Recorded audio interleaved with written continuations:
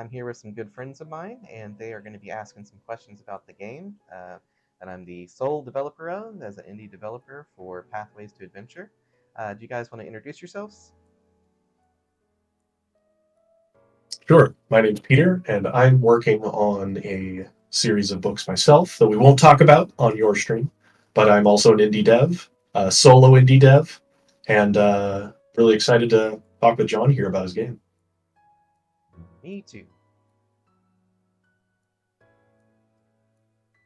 And the other guys are, let's see, oh, stream will say something. Okay, yeah, the other guys just kind of want to sit in and listen a little bit, maybe chime in a little, but mostly just here to hang out. Oh, So, for sure. so Peter, you have some questions, and I am more than happy to answer them. Yeah, and I just want to talk shop too, as one solo indie dev who's clearly put a lot of passion into the game to another. Yeah, definitely. We'll have to So, have to stream for yours and return the favor. oh yeah, when I'm ready to go public, as it were, which will be soon, next couple weeks maybe. That'd be Fantastic. really fun. Yeah, for So sure. what I was saying before we hopped on stream, but I think it was worth repeating is I like when I see an indie dev who isn't afraid of rolling up their sleeves and adding crunch to their game, adding Hmm. some math, adding some systems, some meat to it. As Yeah. I'm a big fan of no matter the system I'm in, I will role play. I'll do the RP part of the acronym, no matter the system I'm in. And Hmm. I don't need a lot of structure there. But when it's time for me to slay some goblins or, go through a dungeon, I want some meat, on the system. Because Hmm. then I get to, between sessions, flip through a rule book and fantasize about what new spells I'm going to pick when I level up, right? And yeah, you know what Exactly. I'm talking about. Oh yeah. Well, and from the beginning of the onset of the design, I wanted it to be a system I would want to play, that I could play with my players, and they'd have a lot of fun. Yeah, I would know specific people that I play with in my in-person games, and I'm like, oh, he's gonna love if the rogue can do that. Oh, wouldn't it be cool to be able to like Monster Hunter and climb up on things and find their weak spots? Wouldn't it be cool to identify a weak spot because your knowledge skill is actually useful? And so a Yeah. lot of the design came from that kind of impetus of I want the mechanics to be in there, but I want them to be either the rule of three or the rule of five. It's got to be either divisible by five if it's like an accuracy bonus, or it needs to be divisible by three if it's going to be like a damage thing, which kind of goes Mm. into using the six-sided die for like literally everything. Yeah, I do want to talk about die choice. That's later down in my notes because I think it's an interesting subject, and you've made some interesting decisions there. We'll get to math talk in a minute. But yeah, like it reminds me of conversations I remember seeing on the old Wizards of the Coast discussion boards, where people would be saying things like, "Oh, if you min-max your character build, it means you're a bad role player." Oh Right? God, You kind of know that kind of, and I've never thought that that held any water. no. Um, I like to do both. I like to optimize a character for a purpose, and sometimes that purpose is actually to be really bad at something. Yeah, it's Yeah, wonderful role play when you're a dunce at something. Or yeah, even not a exactly. dunce, but like I like to tell people a score of one in mind, for example, in my game does not mean you're stupid. All heroes in my game are competent in their various ways. It just means like maybe you were never formally educated. Yeah, You learned exactly. everything on your own. Yeah, people like to use negative ability scores or low ability scores to justify being a jerk in some Yeah. form at the table, right? Oh But yeah. anyway, so I just wanted to start off with that I think you and I are of one mind on that sort of approach, right? That you can have meat and interesting choices, mechanical choices, and mechanical depth in a game, and still have all the flavor and fun you could want. Now, I understand the design around um, rules like games and their purposes as well, but for me, I like a little crunch. Mhm. Yeah, and I like to think of my game as rules light because I can usually teach people how to play in under 15 minutes and make a character with them in under 10. It just depends on how indecisive they are. Because they do have a lot of Right. choices, so Yeah, choice paralysis is huge. definitely something, yeah. Choice paralysis and or knowledge burden is one other term that I've seen throw around for players. That's it's a tricky thing when you want to add a little meat to the bones of the game. Yeah, But and I do like so what I saw so many character options. Now, the document I was reading didn't actually have the character building rules, right? like the full class write ups or anything. Not the full class write-outs. That's a separate document called the class Right. Right. compendium. But if you look on the Discord, I believe you're in the Discord, right? Yeah, I just got to Jervis? find. Oh wait, your Discord? Yeah. Let me send you a link Um, to it real quick. yeah, maybe send me a link. Only because I have so many Discords at this point, I lose track of Dude, them. So, I feel you. I feel you. Well, mine's got a pretty good hand drawn, well, not hand drawn, but artistically done thing by me, so it's easy to find. Let's see yeah. here. Let me send that to you right here. Recently, I started to splurge out of pocket for commissioning art from professionals. Just that I just How wanted to much is treat that? myself for my game. This is a whole thing. I'm totally down to talk through it with you about Yeah. that kind of thing. I've now spent, and I don't mind saying, I've spent approximately a little over $1,000 of Yeah, just that's not my bad. cash, and I've gotten some very high quality results. I got 14 pieces of very high quality, completely original art, and That is that's a at a fair pretty good deal. price. Yeah, it's a That's a very good great deal. deal. Um, I'm not showing any of the art right now on to the public, so I won't Yeah. initially put it up for the stream, just because the artist and I both agreed that we coordinate on presenting them on social media. But I used Reddit to find just artists to look through artist portfolios, and Okay. um, yeah, it was actually very reasonable, and it was so incredibly satisfying to see some of my ideas made like flesh. Real. Yeah. Yeah, instead of just my little Materialized. flowery descriptions on the page. That's wonderful. I think for me, I'm looking through some of my favorite Magic the Gathering artists, and I'm like, oh, that Mm, art is perfect for what I'm trying to envision for this class or character or ancestry. And so I'm going to try to reach out to some of them and see how much they cost. And if they're not super duper exorbitant, I think I might go with some of them. Um, but yeah, going out through yeah, Reddit very or cool. through Pinterest and other places also sounds like a good way to do it. So thank you for sharing Yeah. that. Oh, absolutely. I wrote a little guide on the RPG subreddit, RPG creation subreddit. Basically said like use what I wrote to get my art done as a template. And when and if you do want to start doing that, I can show you what I did. My wife's an artist, and so Perfect. I had her be my art director, and she gave me all this guidance on how to communicate with the artists and commission work, and it really paid off. Yeah. Oh, okay. So I see playtest classes here. Okay, here we go. I'm just going to yeah. pick one at random so I can kind of. Where's Warrior? Warrior is Yeah. so fun. Warrior is the absolute himbo of the fighter classes. They love the attention, the adoration. They want to be targeted by everything, and by God, they're Right. going to be targeted by everything if they have their way. And they get so much attention that they eventually develop a fan club of That's fun. trainees that want to train under them by level 3. And you command them as a large creature, and depending on how That's high great. your yeah, and depending on how high your spirit is, you get an additional trainee per spirit. So you could build your warrior literally as a battlefield commander and just command around and bark orders at your trainees and your group That's without fun. ever swinging a weapon. Yeah, what I was looking for the classes specifically is I wanted to see how many abilities you start with, like Yes. unlocked and learned. That's what one of the questions I actually wrote down here. I was really curious because looking through, all 200 of them, and was curious. Let's see, where does it say that? Just, or if you Warrior. know offhand, what like how many maneuvers does like the warrior learn at character creation roughly, or is it based I on? believe it's around 12. Let me see what their bonus stats are. I always have to double check. Physique technique. Yeah, so they start with 3 plus 1 technique. So that would be 3 abilities times 4 technique points. And so they should Gotcha. have 12. So 1, 2, 3, 4, 5, 6, 7, 8, 9, 10, 11, 12. Yep. And I picked out Gotcha. Yeah, that was like abilities that one I missing felt piece.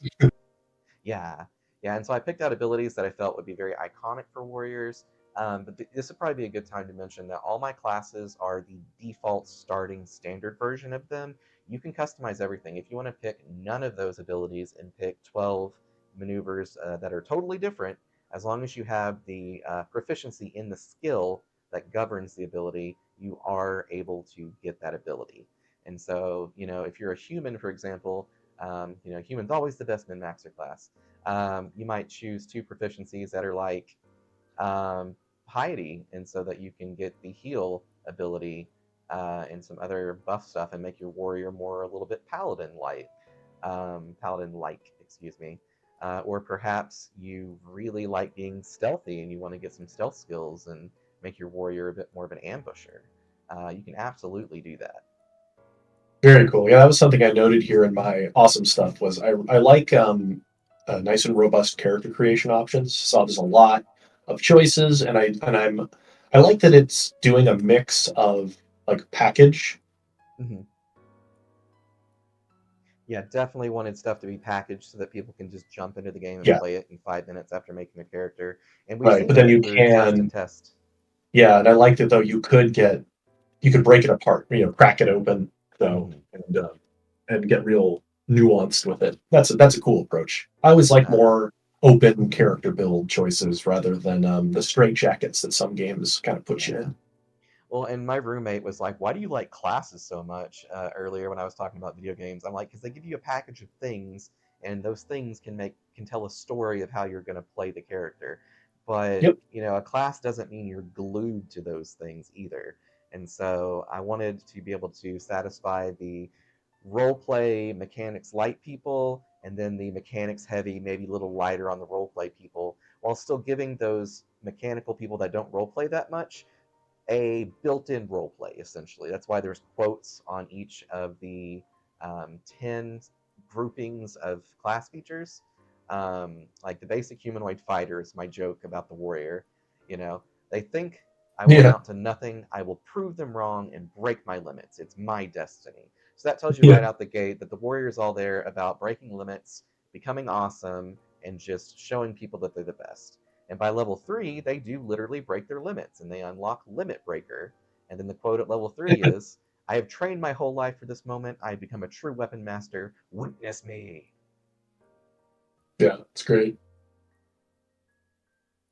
Yeah. So I mean, I like that kind of design choice because I do like classes in a lot of games, especially in fantasy and Mm-hmm. high fantasy. Because high fantasy, you're dealing a lot with archetypical structures. I play high fantasy games because I'm not trying to make it necessarily an entirely unique story in it. I want to tell classic stories in it. And that's my like take on heroic fantasy. And so I Yeah. want there to be the knight with a sword and shield, and I want a package in a game that says you are an armored warrior, right? Yes. Yeah, so I think that's cool. Very cool. Let's see here. Oh, this is just kind of an aside that I really like. Um, you and I came up with a very similar approach to weight and encumbrance in our games. Not quite the same. I like obfuscated or abstracted weight numbers rather than pounds or kilograms. Um, I like that. I'm all about that. I think it's the way to go. Nobody counts weight in things like Dungeons and Dragons, right? I'm not going to count every pound of coin that I have in my bag. Exactly. I don't think rules should be written to be ignored. And I think a lot. I'm going to harp a little bit on Dungeons and Dragons in this chat just because I've been playing it Okay. for like 25 years and I do love it, but there's a lot of design choices that are kind of funky in it. I totally agree. I played over 500, at least for sure over 300, probably getting closer to 400 games of 5th edition Mm, professionally for my job for a yeah, that's year. awesome. Yeah, I need to do the math on it. It was 4 to 5 games for 4 hours for a full year, every single week without a break. Ooh. So, and they were all in the same universe too. So I had to keep all those plot lines separated and Oh, wow, that's intertwined. really fun. It was a job, and I loved it. It was passion, pure passion Yeah, project. yeah. So, yeah. Did you Long story short, start playing D&D with fifth, or did you start in an earlier edition? I technically started with 4th edition, but I only played with this couple for a little while because the wife was a little weird. I won't get into that, but she got Yeah, I've been a little there with weird. weird groups. Yeah, Yeah. yeah. I think So, there's a lot of I see a little bit of fourth edition's direction in how you've mhm, constructed your game. Obviously, it's very different from D&D, but that fourth wasn't afraid to homogenize the way martial classes, spellcasters, mhm, they weren't afraid to say, hey, the fighter and the wizard should have lots of fun toys. And it shouldn't be the yeah, fighter just walks up and says, I swing my sword for 3 hours of combat while the spellcasters get all the fun stuff. exactly. And that drove one of the most important design decisions I think for the martial classes is there is no attack action. You execute a Yeah, I maneuver, noticed cast that. a Yeah, spell, or recite a chant. And so one of my players was like, "Well, I just want to attack it." I was like, "Well, what type of attack do you want to do? How are you attacking it? Are you using a precise strike? Are you using a flurry of yeah, attacks? Are you using one of my favorite abilities, pocket sand? Are you throwing sand in their yeah. face?" Yeah, Um, D&D brain is hard to dispel sometimes, and I found that myself as I'm writing my own game. Like, well, I'll be coming up with a structure, and then I'll realize, wait, why did I build that this way? And then I realize, oh, because it mirrors how Dungeons and Dragons has done it for 20 years. And not that it was a good reason to do it, but it just was so ingrained in the mind. Just for recently, I sure. changed cover and concealment. I had it mirroring the way D&D did for so long, and that they were functionally different. In D&D, what cover is increased armor, and then concealment is disadvantage. And I had something that kind of paralleled that. And I asked myself, like, why did I do it that way? It doesn't make Yeah. sense. So anyway, Yeah, yeah, and I'm still struggling on that because I want to be rules light. I have not included anything about cover. I think that should be more up to the discretion of the game master. And for most things, I just recommend a +5, -5. So if you think sure, someone yeah, is in cover and well hidden, give them a +5 to their defense, or the attacks yeah. have -5 accuracy because of cover. Just Well, simple and things like that. you're putting the tactical decisions primarily in the hands of the player as far Yes, as maneuver selection, rather than making it a cover shooter, for example. exactly, Right. exactly. Um, it's utilizing combos with your party's abilities to win, rather than measuring line of sight with a ruler on the battlefield to determine. Exactly. That was my read of the game, at least. Exactly. I almost want to put a rule in the game, and it's going to be in the Game Master's Guide to Greatness. Game Master's Guide to Greatness is going to have all the tips and recommendations, but no rules. It's going to essentially say, Hmm. here's how I run the game at my table. Here would be my suggestion. Encourage 30-second to 1 minute turns. Encourage people to combo together. Like there's a combo system where if your initiative matches up to someone, or if you want to drop your initiative to someone's initiative, you can Hmm. take your turn simultaneously. So one guy might knock a person over, the other one throws pocket sand in their face, and they both go stab the kidneys. Um, Yeah, yeah. and so Good we've had a friendship lot of building people. tactics, you know? Yeah, we've had a lot of people did stuff. Like my craziest thing I've seen, I didn't even think about this. There's a state you can force something to enter called facing. While facing something, Mm-hmm. you obviously have a back. You cannot see your back, therefore things attacking you have +5 to their accuracy, or technically you have -5 to your defense on your Right. backside. And so we had a cleric rush up, challenge a creature, which made it challenge because it failed its avoidance roll, Hmm. and turned it around for the party to just blow this thing up from behind. And Right. so many cool Yep. things like that my players have come up with that I didn't even think of when I first designed it. It was like emergent gameplay. Oh, yeah, yeah. I dig it. And it's something that a lot of, well, again, it's something that Dungeons and Dragons, I think, fails to accomplish with most of its character classes, because they don't actually have tools to Yeah. set each other up to succeed. I really actually enjoy being somebody who enables another player to have a big moment. I Mm-hmm. like that team feeling, but unless, like, you don't actually have a lot of options to do that in a game like Dungeons and Dragons. Mm-hmm. So much of the time as a fighter, for example, my job is just to run up and attack it with a sword. And if Yeah. I'm not a battle master, the the palette I have available to paint is entirely dependent on what the DM's whims are, is what I can kind of convince him to let me do. Yeah, no, totally. It's But yeah. completely DM, will you please make the creature attack me, senpai? I will love you forever if you ignore my squishy Yeah, creatures back there. But I have no mechanical ability other than opportunity attack to make it yeah, bad to not attack me. right. Other than my winning charm to you, the DM, right? That's all I've got. Yeah, So exactly. anyway, all right. So let's see. My next point, something I did think this was a thing. It's interesting, and I don't know the ramifications yet. How you've separated states from afflictions and boons, or conditions and boons, which I forgot which one was labeled. Remove conditions. I was going to have a neutral category, but they really ended up Oh, just being gotcha. covered in oil, had good things and bad things. So I took it away. Oh, gotcha. So I think Yeah. that's a novel choice there. I think that's interesting, where you have these states that it seems like very often the players are directly controlling states in a lot of ways. Like you're putting yourself into a state, you attempt to put the enemy into a state, and then separating those from things you anticipate to be interacted with cleansing mechanics. Or, these are curses, for example, that can be cleansed away. As you very explicitly state, hey, states, there's no like dispel state. you know, No. I think You that's do things interesting. to exit the state, and you do things to enter the state. Exactly. And So, yeah, that's interesting to me. And I haven't, like, as I read the rules, I kept trying to think, okay, what are the ramifications of that? mhm. So I wanted to ask you, what have you seen on that specific line of separation? Like, have you seen an interesting result of keeping those as very distinct structures?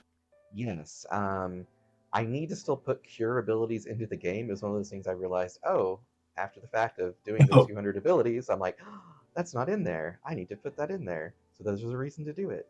I probably will funnel it into the heal spell to remove certain conditions.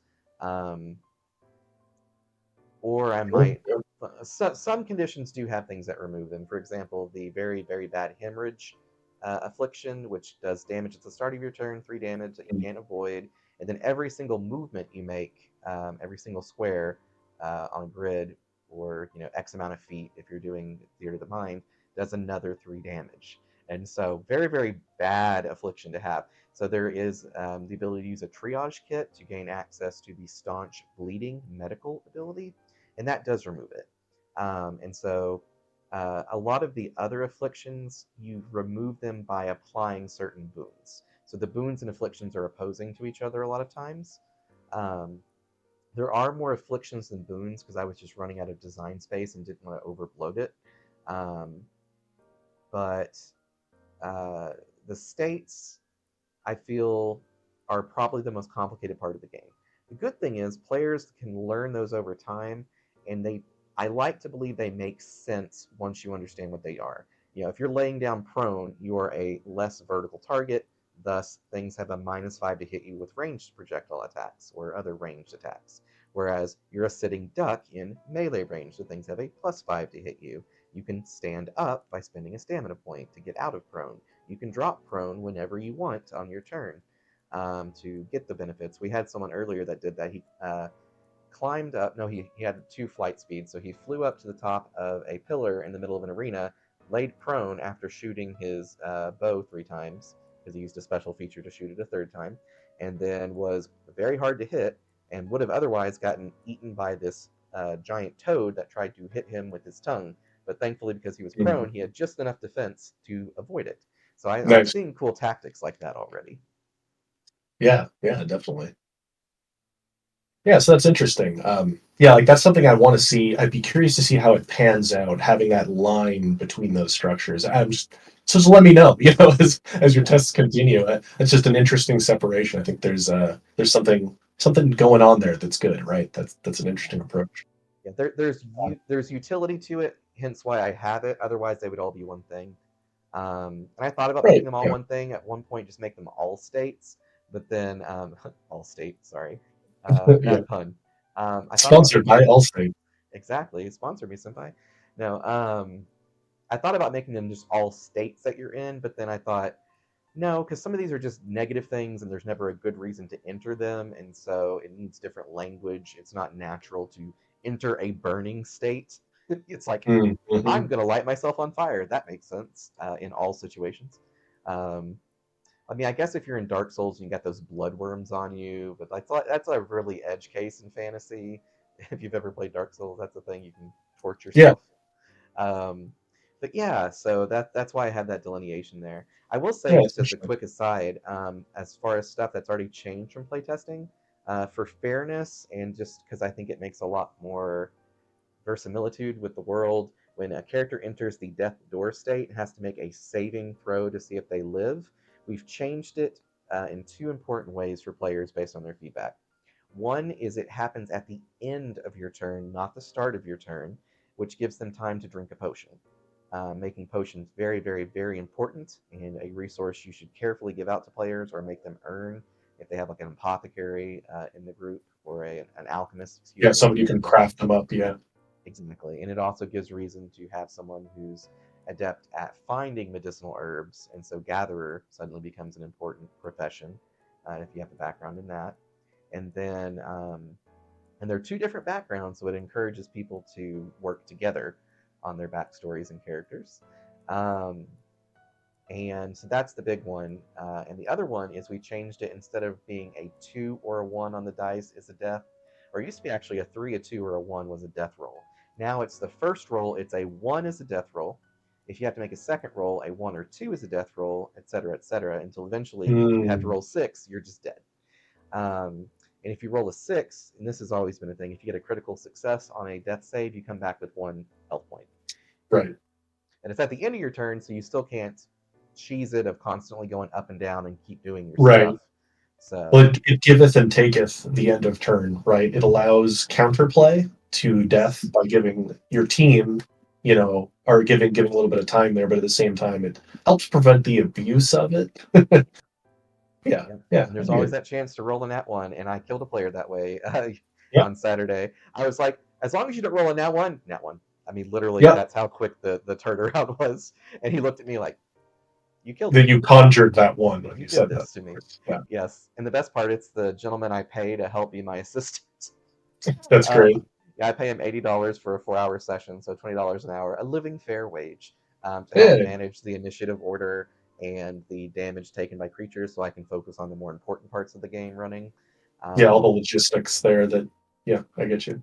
yeah, and that's going to be one of the biggest tips I provide in my Game Master's Guide to Greatness is have an assistant. Find that person that likes to write stuff down. Make that person the group's historian. Document Yep, what's going on. Document all those critical moments, those critical fails and or epic fails and critical successes. And then by the end of the session, you can go back and read them, and you've got a story. You've literally written a story as a party, and you've got those memories, which is one of the biggest things in my system is I want people to make memories with it and remember those crazy things that happen. As a super quick example, I remember over a year ago my mother playing a bard named Betty Offwhite, which is amazing. I love her. We have a miniature of her that I designed. Looks just like Betty, and as Rose Nyland. And she created Major Illusion. She used it to make a polar opposite of a giant fiery snake they were fighting, which was a giant icy mongoose. And yeah, so she distracted the giant flaming snake with a giant flaming mongoose for 2 rounds. No one took damage, and they killed it. Like flawless victory. And so I love seeing creative stuff like that that makes memories that you can remember, years later. And my mom is still very big head and proud of that moment. yeah. That's great. What we do at my D&D group that I'm a part of is somebody's in charge of initiative. They have a little board where we write the names on. Another player will always have the chronicler or the scribe, somebody who's going to write it all down and then send out an email with a recap before the next session. We try to democratize that Okay. with the That's group good as we advice. rotate because we rotate DMs pretty regularly with that group. Oh, Yeah, that's yeah, always a good that's thing. all. Yeah. Yeah, I'm pretty lucky to have found a D&D every other Friday D&D group that I've been going to for 14 years, and Wow. That's like super rare. consistently, almost yeah, it's nuts. It's great. So I'm very lucky in that regard. Okay, so let's see. Next item here on awesome stuff. I call them weplements, but that's not what you're called in your game. I love that a sword can cast a spell. Uh, um, so one question I had about that, because well, first of all, I think that's super cool. So when, for example, the dagger, if I'm a Yes. hybrid class, and I assume the answer to Best my weapon. question is going to be yes, um, that if I'm wielding the dagger and I use it to cast a spell using mind, it uses the 2x mind versus bloodied property. But then if I use a maneuver to stab a bloodied guy, it uses the 2x body versus bloodied, right? Like Yes. you have all the relevant properties depending on its usage, right? Exactly. And dagger is the most versatile weapon in the game because it's the only one I believe that can be used for literally everything. Oh, that's fun. Oh, yeah, yeah, that's cool. So yeah, I noticed that. I thought that's cool. Yeah. And I guess A my lot of so my that's in question. Oh, go ahead. sorry, go on. I was just gonna say a lot of that's inspired by Guild Wars 2, how weapons apply Ah, different effects based on what class is wielding them. I've always I loved played a that lot play of it. style, and as a person who likes to get legendary weapons, I've only got one technically, but I eventually, if I had more playtime, would have more. I have the legendary Bifrost staff. And currently, every single class in the game can wield a staff now that they added it to warrior. So I get a Oh, lot of mileage out of that one weapon being able to use on every single character if I wanted to. that's great. So Yeah, so I thought that was cool. And I guess my question is, and this is more of not like a it's a presentation thing. So in a way, the tables in the playtest document that I was looking at are less a list of say foci or martial weapons, and almost it's more like these are the like the applications of that weapon. yeah, you could Right, almost that's say it like almost that. what it's going for. That's not how it's presented, of course, because you want a discrete list of like, hey, here are your martial weapons. Hmm. But in reality, like and it's interesting. I think you have the long sword as a martial, and really it's like, or the dagger is the better example. The dagger is all of these things. It's that Something that I universal would weapon. yeah, something that I would want to see just because my mind was already doing like min-max connections, right? Just Uh-huh. optimization connections is a way to look at all of the properties of a weapon for the different usage types. Um, Okay. that I think that would be interesting. But see, that's a very different way of presenting a list. Like an alphabetical list of all items Yeah. and then I think that would just be interesting.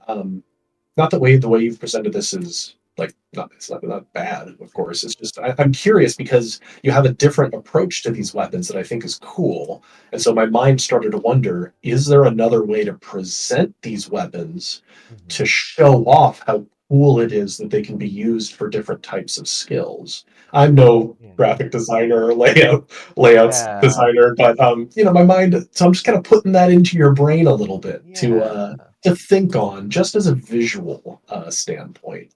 Yeah. So, what holds me back from that is I like to do what I call the one-page design challenge, where everything by Mm, hook or crook, if I'm increasing the margins, decreasing the margins, lowering that font size, doing what I got to do, it's all going to fit on one page. Because when I go to print, my goal is to have these to be very light 60-page books on every single one of my 4 or 5 books. Okay, so there's right.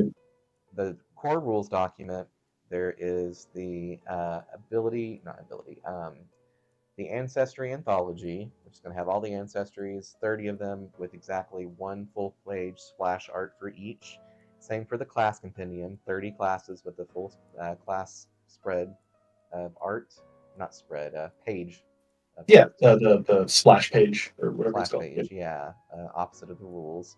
And then the creature creator compendium, and the game. Uh,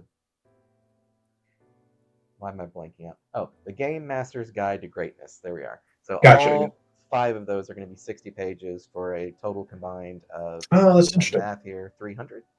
And Yeah. so they're going to be split into separate books and separate PDFs so that they're easier to reference. But the players for the anthology, classes, and core rules is going to be free to everybody.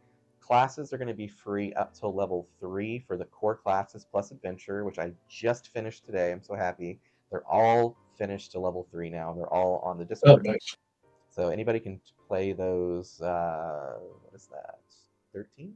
I think 13 classes for free up to level 3, which is effectively level 5 in 5th edition, which a lot of people enjoy level 5 a lot. And so it's kind of that same idea with my system. That's where people start to get their extra attacks and Mm, their special pets and minions, and the revive feature kicks on. yeah. Um, Fifth edition D&D really peaks at level 5, I think, mechanically. yeah, for sure. It's not too much toys to be bogged down like high level D&D is. Like I've played to 20th level and boy the game bogs down. Oh But my you have goodness, does it? yeah, but you have a lot of you really feel like your character. The wizard can cast a fireball. The fighter can attack more than once. It's got although saying it like that makes the fighter sound boring, but well, we've already covered background. Yeah. Well, and the fun thing with mine, you can start with Fireball at level 1, and a wizard, in fact, does. We like our Yeah. characters to be complete characters at level 1, and then you grow from there. The idea is I call it the adventure start, or the adventurous start. You don't start as a hobo on a boat naked with a knife, unless your DM wants you to. If your GM decides that that gameplay is the right way, you can absolutely adjust the stuff for that.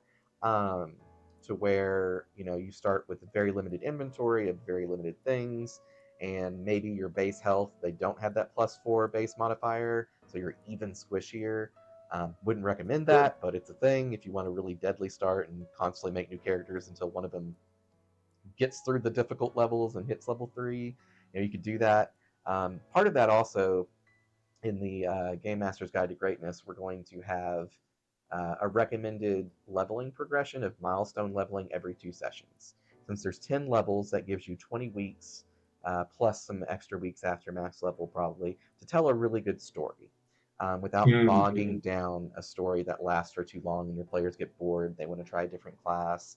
And that's another thing. We recommend letting people play a new class if they can role play and lore it up, that they've earned it in Sure. between sessions. We had a great example. One of our players wants to fake that he's a sage, which is a class that is a generalist class, so it uses mind, body, and spirit equally.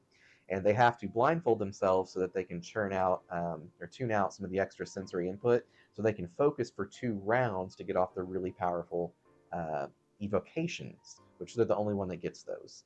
And so if they get interrupted in any way, then they lose the evocation they were preparing. So he's basically faking being a sage as an adventurer.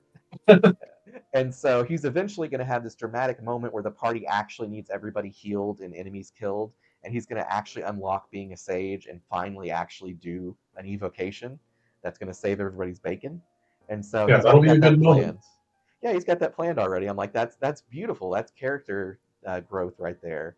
Yeah. Going from the weakest class to one of the strongest classes. I say weakest class, it's in air quotes, but Yeah, I know it's what really you mean. I know strong. what you mean. Yeah. Well, and I'm of the same mind as you about a level one character. Well, let me start that sentence again. A game should know what it means to be a level one character for its system.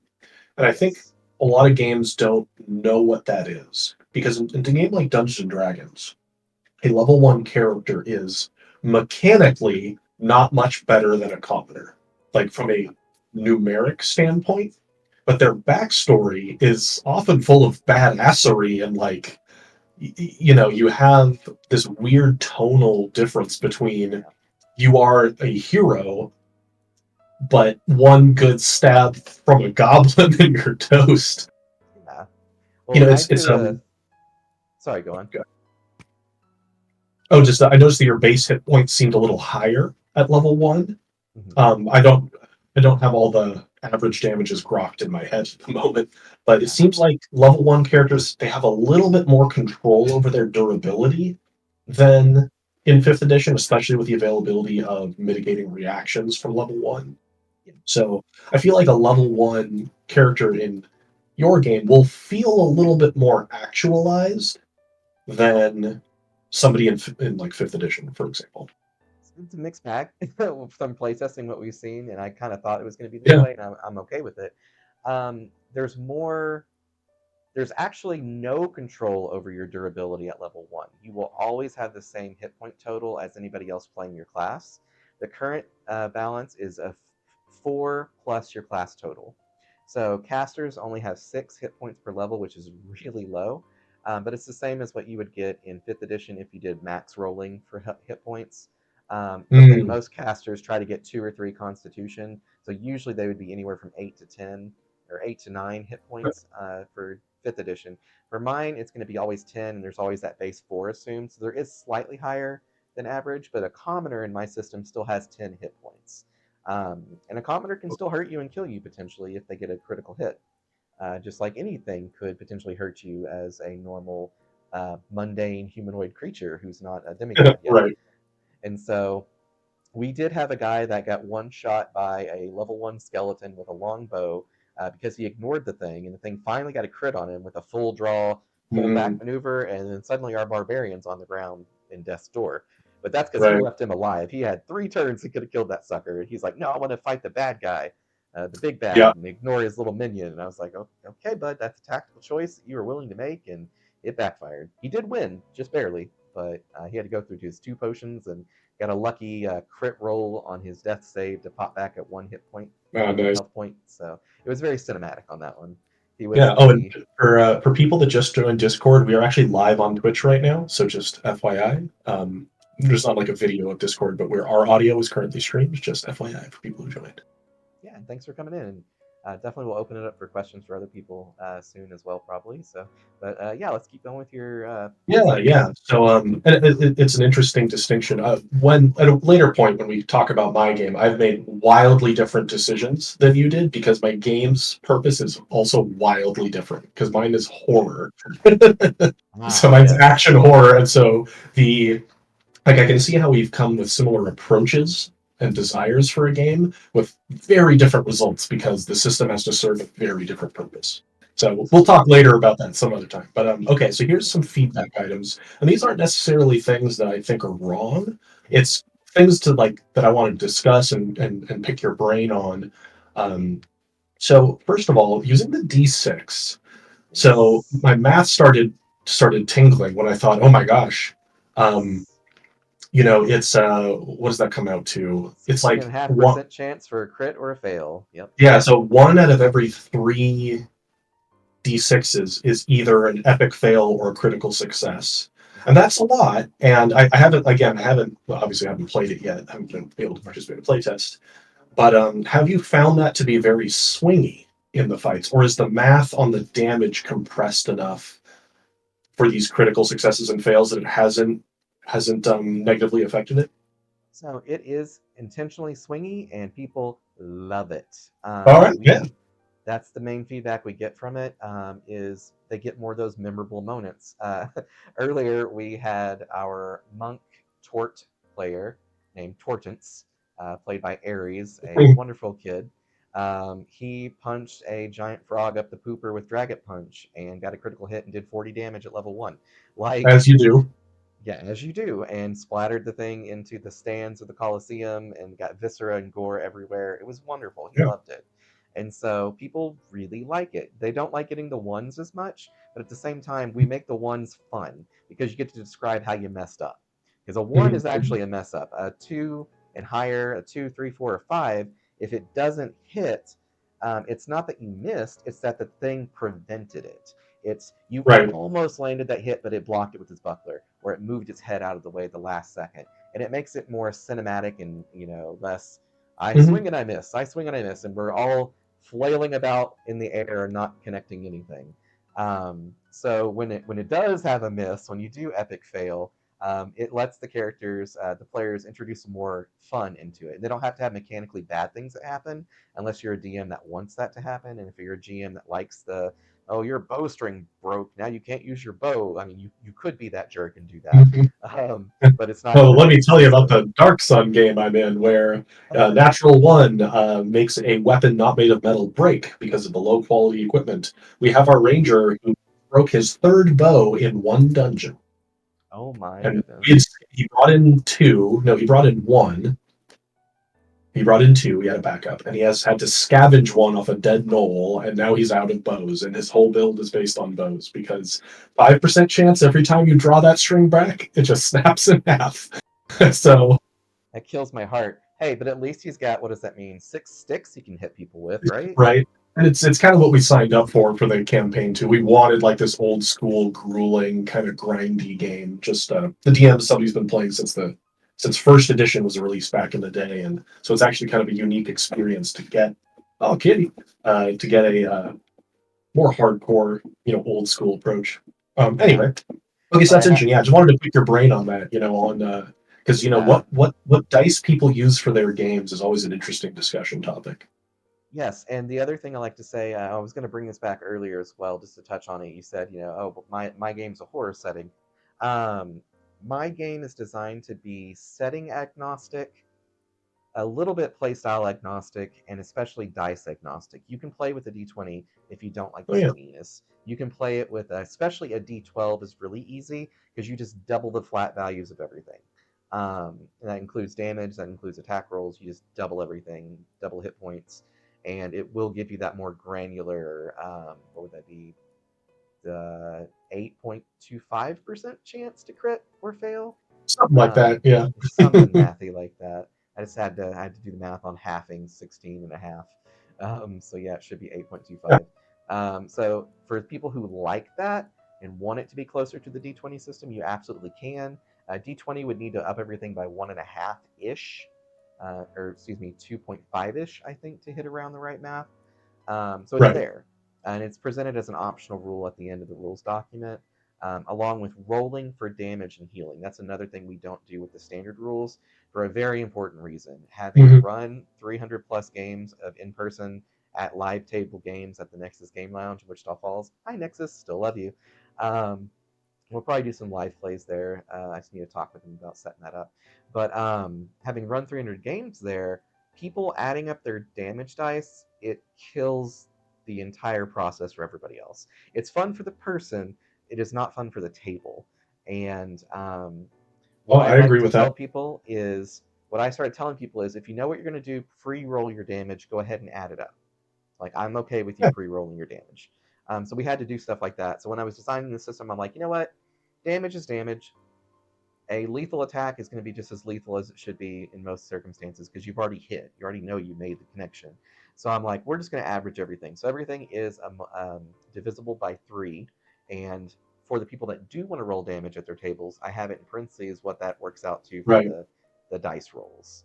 And so Yeah, now, I found that yeah, it slows the game down a lot when you have a lot of dice. One player I play with very regularly has dyslexia, and he yeah, just doesn't like to add up a fireball's worth of 8 of d6s, you know?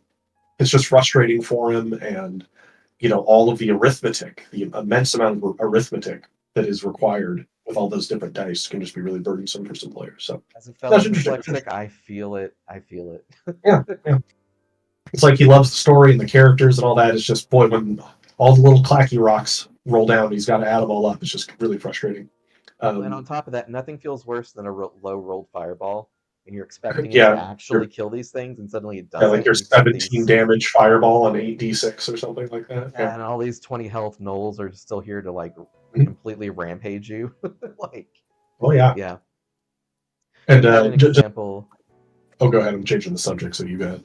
Okay, I was gonna say we had a beautiful example last night actually of someone getting off a really powerful channel spell, and they knew that they were fighting undead, so they changed it to earth damage. So it was basically an earth fireball that just had boulders flying everywhere and took Well, out like 10 enemies at once. Um, that was on the Saturday in-person game. So it was really epic for them. It was epic for the party. The party held everything back, funneled them into a bridge, and so you get cool moments like that, and you know it's going to kill something if you can just get it off. And so, yeah, he made the attack roll. It hit. Everything was great, and it was an awesome moment that that player's going to remember forever. And the whole table remembers it. And yeah, so that's why I like the average damage a lot. yeah. I'm with you on that. I don't use hit points or damage rolls in my game, but we won't go on that down that road and talk about that system. That's a Yeah. whole other thing.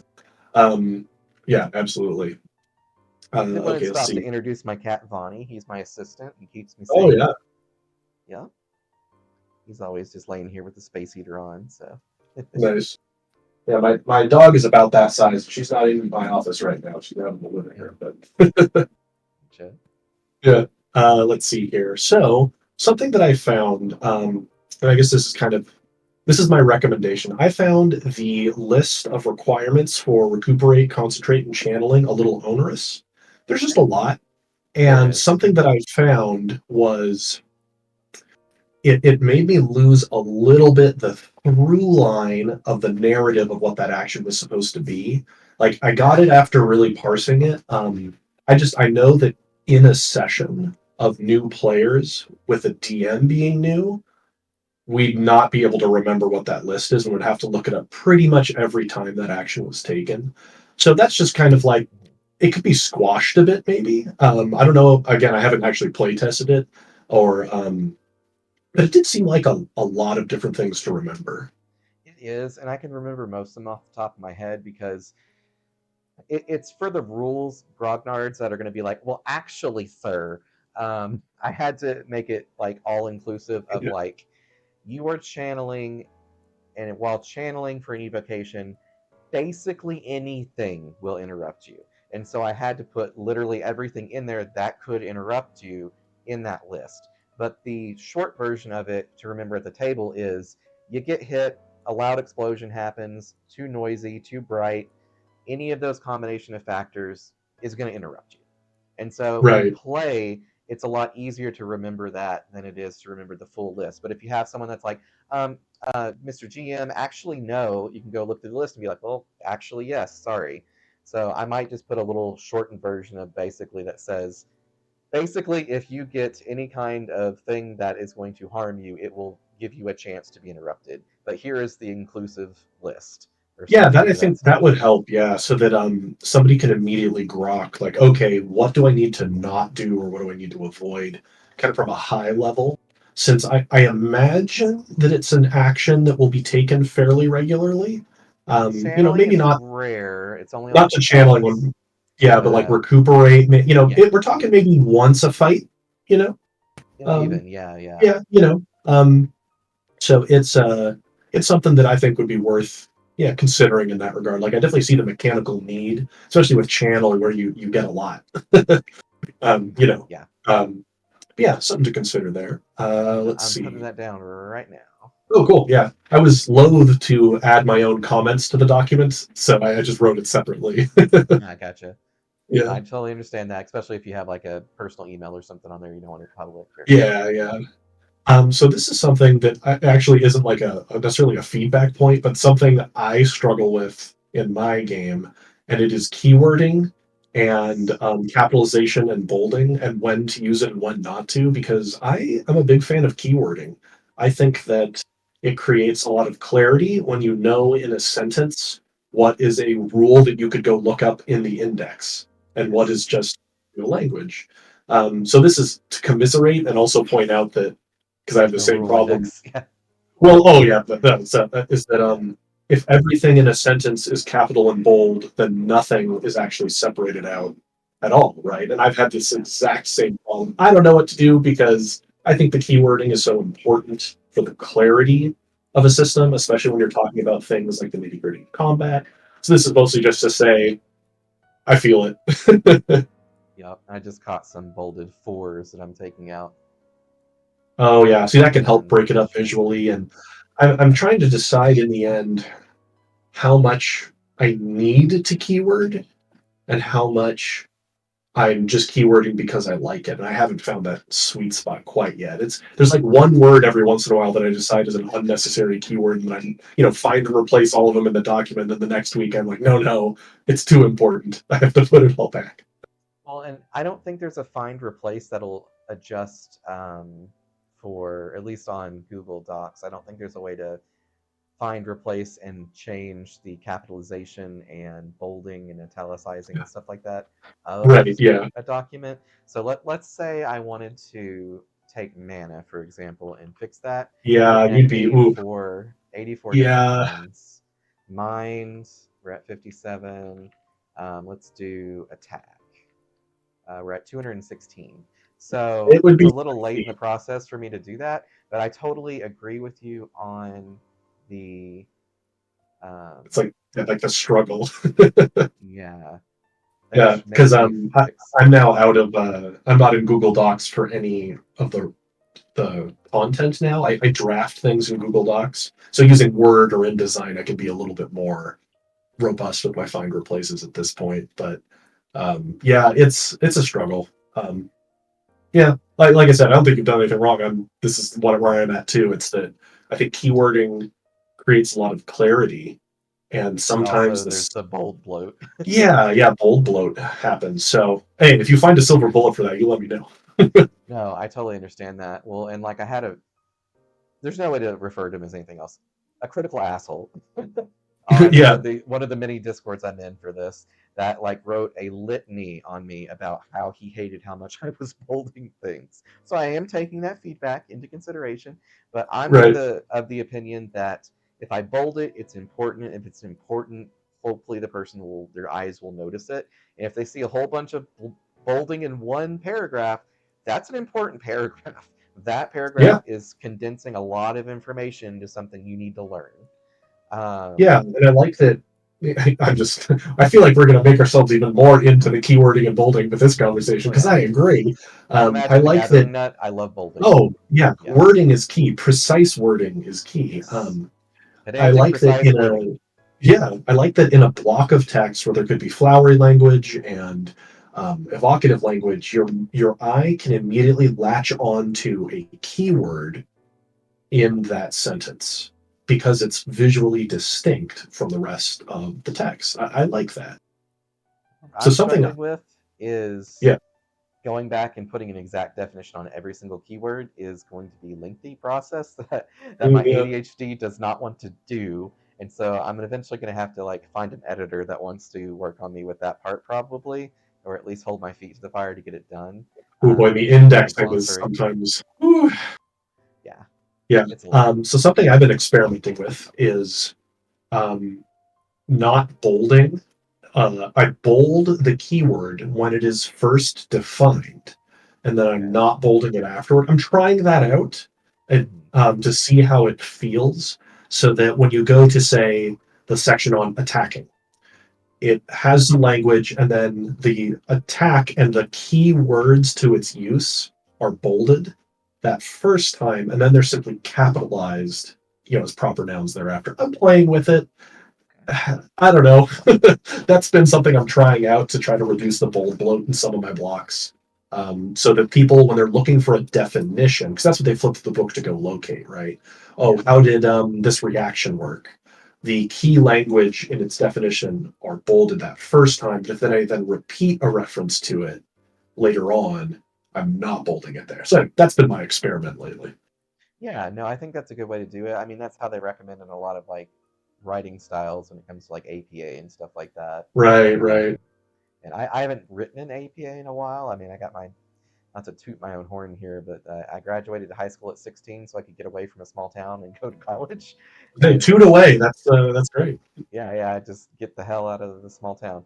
And finished my degree at 20 and then went got a master's degree by 21. So like Awesome. I'm an old man now. I'm 35. And No, so you're a youngin' still. Trust me. I hope I like to believe that, but every day my back hurts more. You Um, don't but have quite the yeah, gray in your beard that I do, let me tell you. oh no. But yeah, so long story short with it, it's been a while since I've done like um, sc- uh, collegiate. I can never say that word right. Scholarly writing, Yeah, to be yeah, frank. yeah. So I feel you. I'm a long way out from when I was in school, so I get you. oh, I'm sure Anyway, you're yeah, that was a engaged though. yeah. Oh, kids these days. Yeah, I know. Yeah, I think we're so that's like you said. That's not like a feedback point per se. It's just I feel the struggle and it's a challenge. A lot of games are moving away from keywording. I think, or some games are moving away from keywording and in the rules light space. And I think all it does is create ambiguity. I mean, for rules light games, it makes sense, that they're going for something looser, mostly up to GM. Yeah. Anyway, so the next I like item to I con- had here. Oh, go ahead. I was just gonna say I like to consider mine rules medium and rules clear. It should be. I've always Yeah. liked the term. There's raw rules as written. There's rules as intended, rye, and then there's rules as written and intended because it's written there. Mm, right, right. So Yeah, I get you. Okay, so this next thing, and this is a preference thing. So, and correct me if I've misread how these abilities work. But for example, if I'm playing a character and I want to push somebody, mhm. it appears that I need to have that ability in order to do so. To Is do that the actual formal push ability, like, you know, italicized capital P push, you need the true? ability. But just to shove somebody, that no, that's interaction based, and so I might need something to clarify that. There are some other abilities that are like formalized as abilities, and they're technically not a spell, like recall knowledge or identify weak point, that have a cost Mhm. associated with them still. Um, that are things you should have proficiency in to really benefit from. And there goes Bonnie walking across the screen. Um, but yeah, so I might need to Yeah, clarify that being proficient in a skill improves your ability to do something, Like you might really be able to push someone down. So like that would be something I would just say, okay, roll a challenge roll. So d6 plus your a 3 body strong character, so you're going to have a +3 to your push. Did you beat a 5? Okay, you probably pushed them really hard. Stuff like that. Gotcha. Yeah, because so something that kind of drives me nuts in games is when things that any adult human could try to do are locked behind something that you need the bespoke power to do. So I think if that was Yes. clarified, then yeah, you can try to shove somebody off of the boat. You don't need the push power to do that. That would alleviate that concern of mine. It's something that I think I'm just going to harp on fifth edition. Because they've codified how a lot of things work in class features and feats, you the rules don't technically like account for your ability to just improvise that. Sure, a good DM will always improvise and allow that, but the rules are so rigid and they don't provide context for how you should adjudicate that that Yeah. if I find it fairly restrictive. Um, so again, that makes sense because I was looking through the list, and that's one thing I always check in a game is how do I push somebody or trip somebody or like grab hold of them in some basic way? Can I like touch, reach out and touch them without a special ability, right? In some manner. And so, yeah, I think having that clarification that, okay, if somebody wants to do something in a simple form, a less powerful form, even maybe Yeah. than the defined thing. Like I could grab hold of the guy's shirt before he runs away or something, just something, right? Yeah. There, that would help a lot. I agree completely, and I put that in there. Actually, I'm on the skills page right now, and I put that in there to clarify you can Awesome. improvise challenges. One thing I also put on here, it's in my optional bracket thing. It says optional skill creation. The especially neat and useful thing about skills is that the game master can improvise new skills at the drop of a hat by simply assigning them to a given aspect and Yeah, creating at least one or more abilities associated. Players can even be encouraged to make their own skills abilities. I might take that yeah, part I do out, like that. but Yeah, it is cool to have a little bit of guidance on how like, hey, if we didn't cover anything with all 200 of these, here's how you yeah. can whip one up. Yeah. Yeah. My concern is the untrained person, right? It's the person who isn't good at it. They want to try it. So that'd be good to clarify that. Oh, and on a this remind me something I really liked that you wrote, and this goes back to using your critical successes and epic fails. You finally clarified that a Yes. critical success doesn't mean you magically do something impossible. It is a reasonable extension of what the character could do. I like that. My favorite example is DM. I'm a bard. I'm going to seduce the king's daughter in front of him in the whole court. Okay, Yeah, I rolled a critical success. When's our marriage?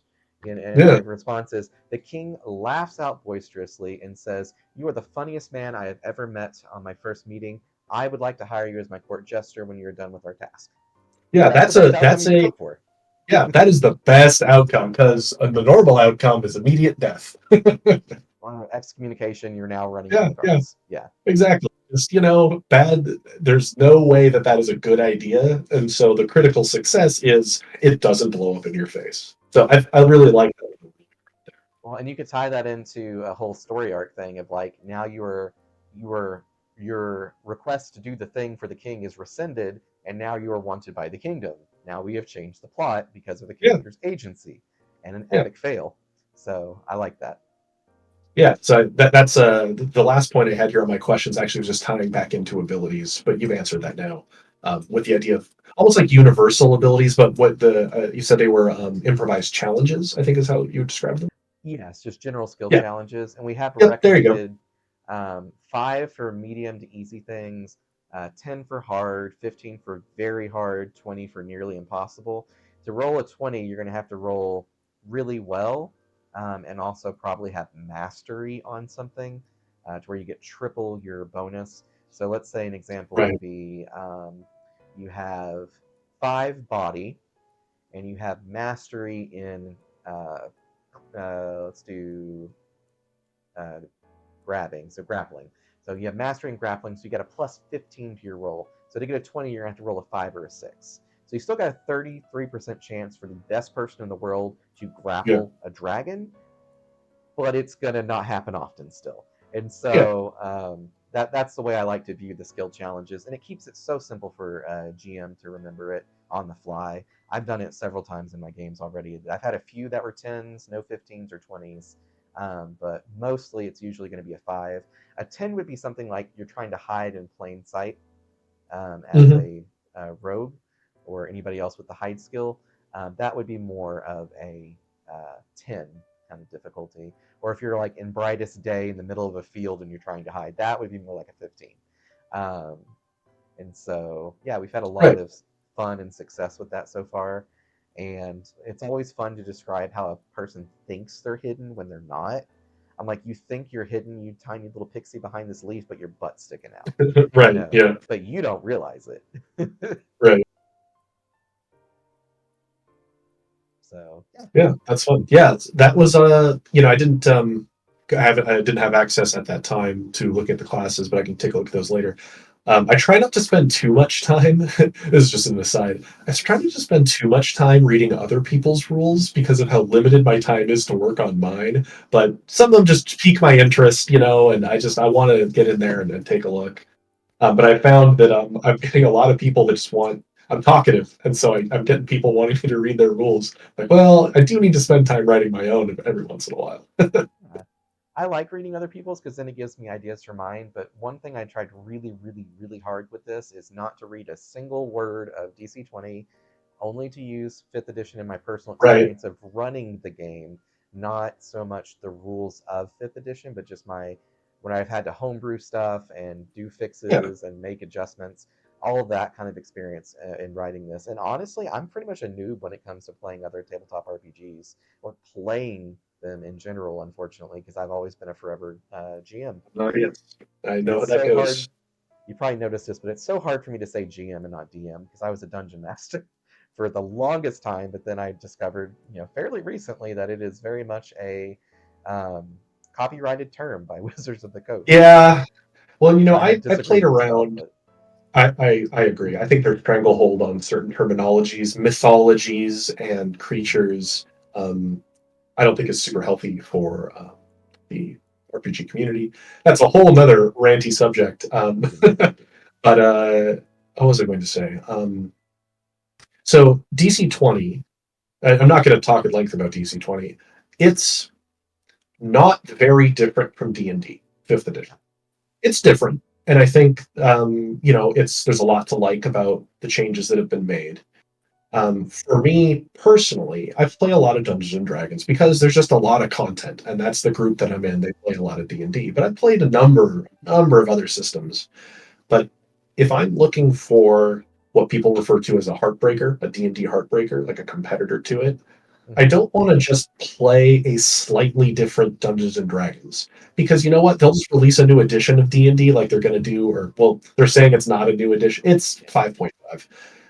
I'll just wait for that because there's a million books, like, and that's just the D&D experience. But if I want a heroic fantasy alternative, I don't want to just play something that is very close in its experience to D&D, which I think DC 20 is.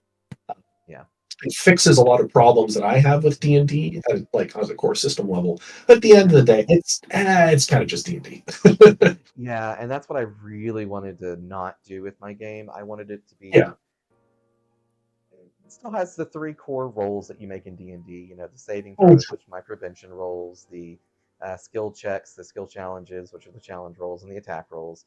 But I wanted it to be, other than that, basically not D&D. I didn't want it. I'm not intentionally designing it to not be D&D as the contrarian, but I just wanted it to play differently enough that you can do stuff you can never do in D&D. You can Monster Hunter World my game.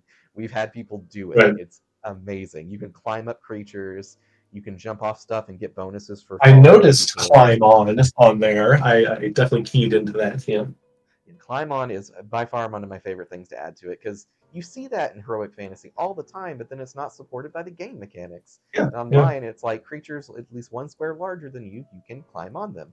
They can try to shake you off, so don't go flying on that dragon or griffin and Yeah. expect Yeah. to not fall to your death. It's just like Dragon's Dogma 2. I fell so many times trying to ride a griffin back to its nest. Um, so I took that frustration and I put it in my game. Yeah, yeah. Well, it's uh, something that in the D&D group I'm in, my main group, we have a player that really likes to improvise his actions, come up with really creative uses in the game, and it's all very creative. He's very fun, but every turn is a debate between him and the dungeon master, right? Every turn requires so much adjudication because the rule system doesn't provide the a precedence for a lot of things. Yes. And I like being creative, sure, but sometimes it's like, dude, just hit him with your sword and let's move on to the next player's turn. For all, Exactly. please, we don't need another 5 minute debate for just you to do an improvised action and then roll a natural one and we move on anyway. Yeah, I um, had that so, moment with my player recently. He's a young kid. He's like 12, and he's just like me, very ADHD, but he's not medicated, I don't believe, based on his behavior. But I still love you out there, Ethan. You're awesome. If you ever watches this later. But he kept wanting to throw stuff, and that's been his big thing. He likes to pick things up and throw stuff and interact with the environment. So I had to, on the fly, be like, okay, he needs to roll at least an athletics check and get a 5 or higher to pick up this large boulder, and he kept rolling that one. So I'm like, you hurt your back. You take 1 point of health damage. All right, you hurt your back again because you rolled another nat one. I'm like, you take 2 points of health yeah, damage. Well, he finally got it to where he picked the boulder up and threw it and killed 4 creatures at once. So he still got his sure, awesome moment. And I still had to improvise that because there's no throw thing ability in the right, game because it's such a generic thing that I was like, I don't think I need to codify that. But I did run into that moment where I had to adjudicate that and be like, okay, yes, but also it's got to have a little risk associated with it. So I haven't had to adjudicate anything else besides that, though, with what my players have come up with. So right, I'm very proud of that with the system nice, because I'm with you 100% on that. Having to adjudicate stuff on the fly is especially for newer GMs, is so hard because then if your players do something that's overpowered, they're going to want to do it every time, and they're like, but you let yeah, me do it last time, yeah, and it's like, well, sorry, I'm the master of this game, and we are not doing that in the future because it will make it not fun for everybody, right. and that's a hard Well, with conversation to have. yeah, and with Dungeons and Dragons, especially as you go up in levels, the combats can already feel kind of sloggy. Yeah. And so anything that breaks down the flow of the turn progression is just really aggravating at times. Yeah, I've played at conventions and such with like 8 people table, 8 person tables.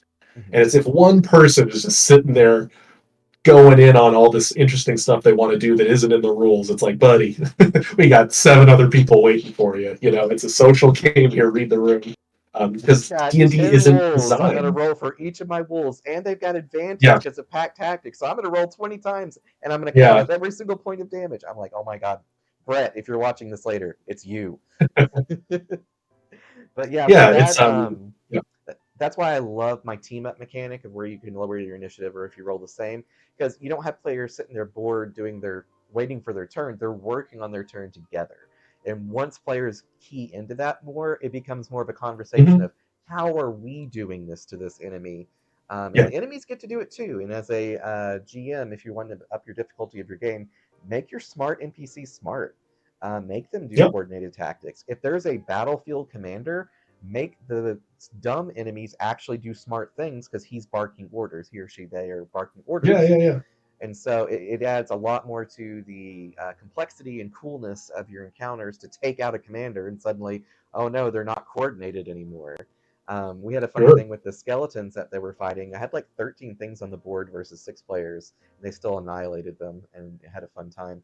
One player did Yeah, die though, still, because he got a crit, crit, and then crit fail in that order. So it's like the chances of that happening are like 0.04% or something we've calculated it out to yeah. be. So the dice wanted him dead, so he was okay with it.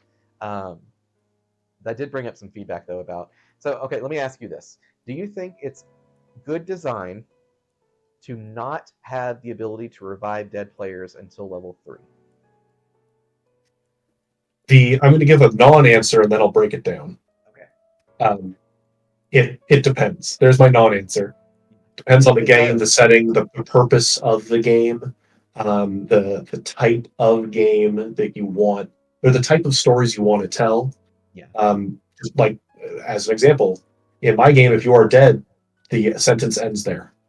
There is nothing in that setting that could restore you from the dead that doesn't make you undead. And you're not a player at that point, you're a monster.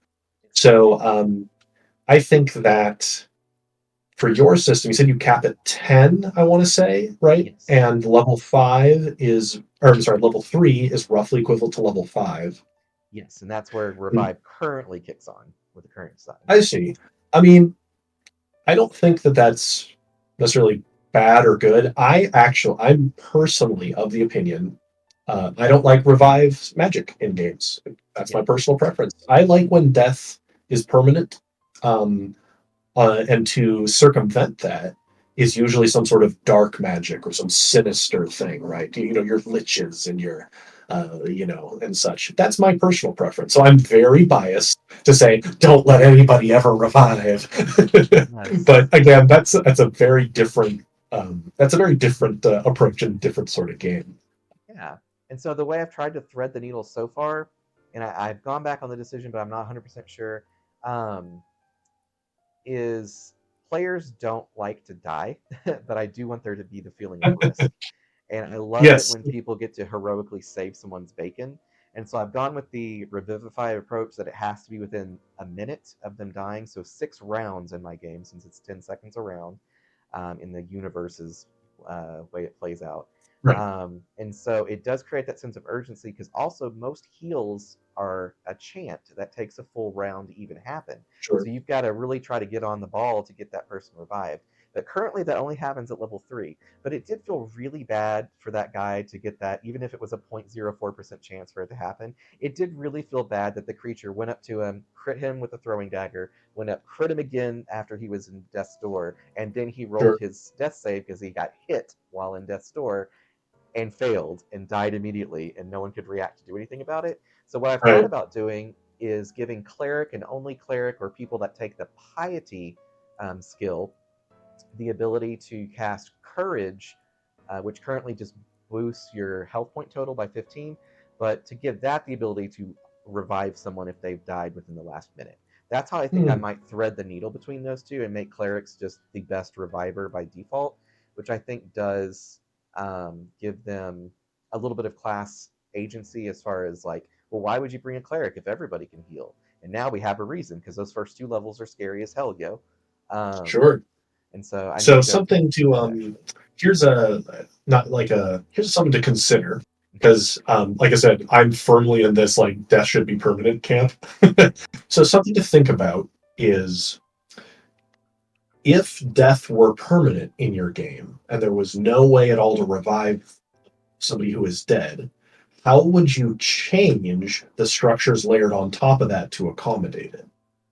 As in, what would need to be different about how dying and being dead are structured that would mean the players do feel like they have agency? So, for example, you know, a common structure is downed or a down but not out sort of structure, and then there's a random chance of bleeding out in based on it's a die roll.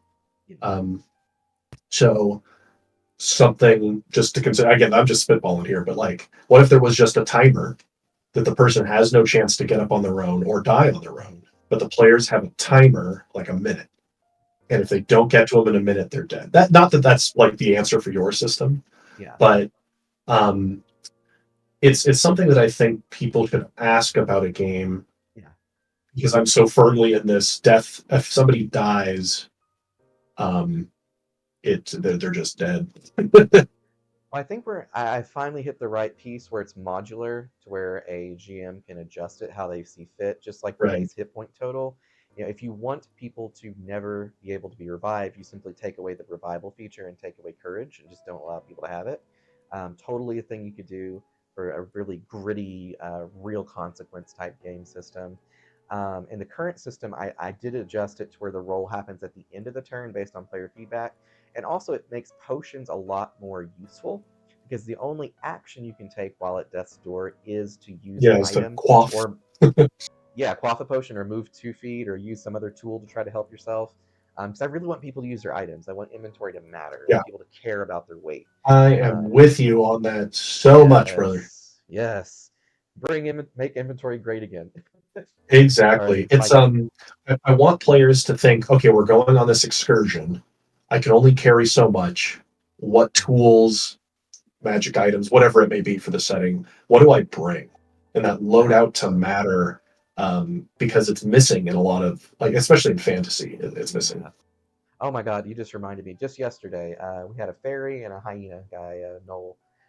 They were Mhm. both trying their hardest to figure out how can we shuffle around what we've got in our backpacks to accommodate putting honey in our jars and carrying enough with us so Mhm. that we have enough food for the next 7 miles that we have to travel to get to this Yeah, druid grove. I was like, oh my God, people are actually doing stuff involving food and inventory that's in my great. system. I was like, I've hit something good here.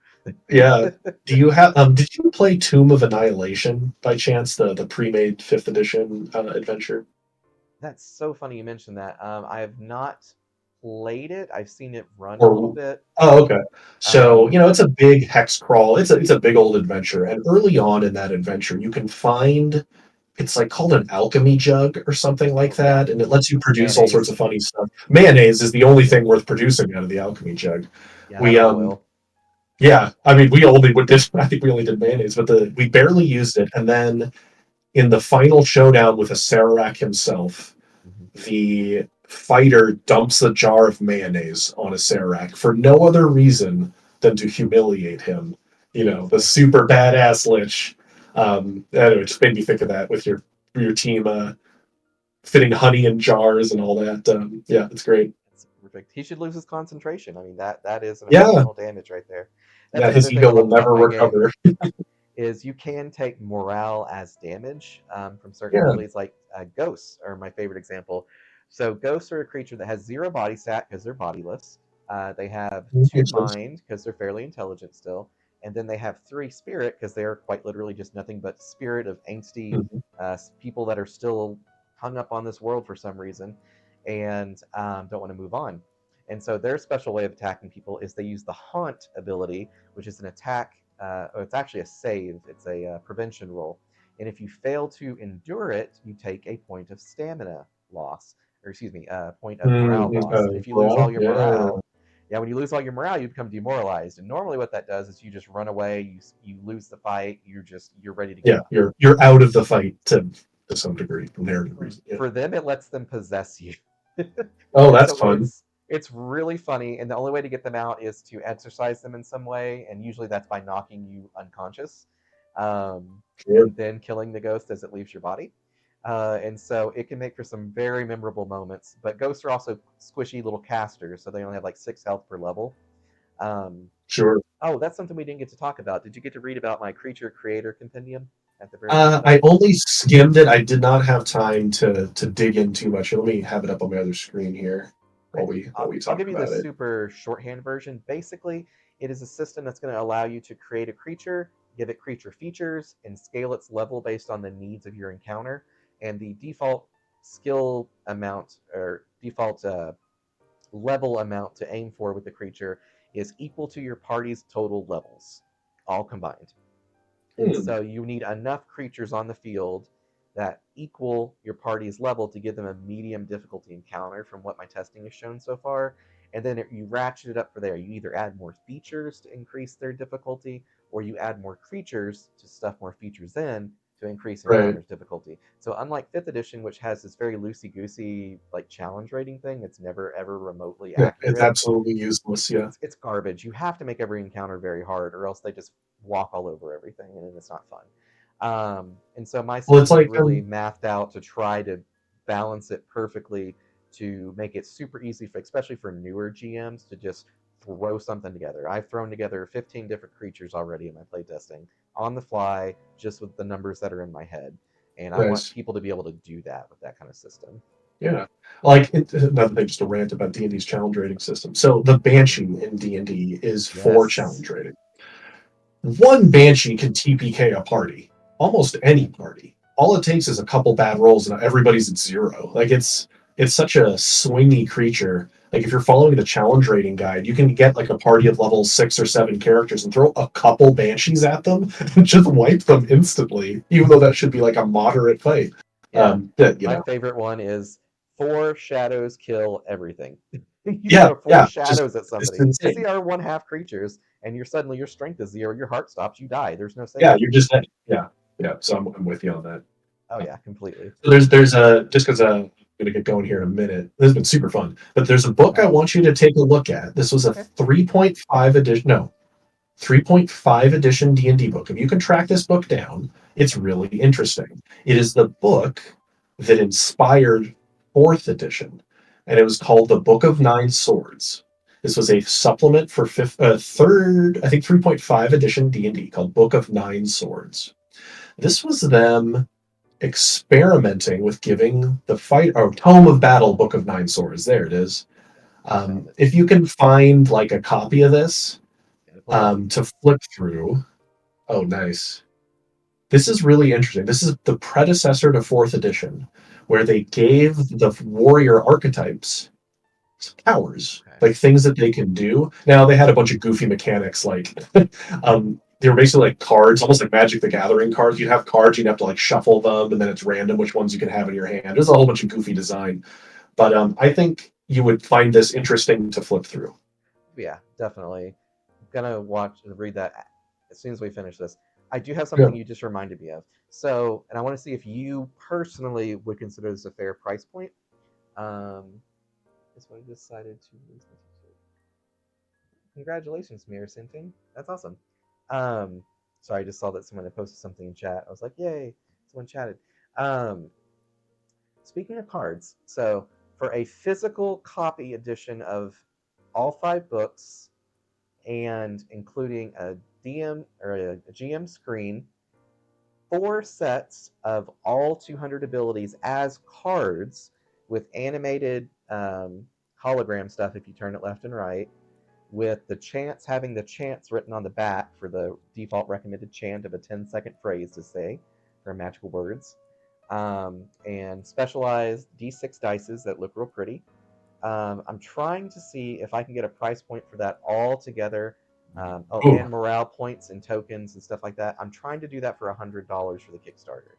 I think that that price point might be really hard to hit, but would you pay personally $100 for having all that in one as a so that GM? was those are physical products, all of those. All of that is a physical product box. And which books was it? All of the books or just the GM books? All 5 books. Yeah.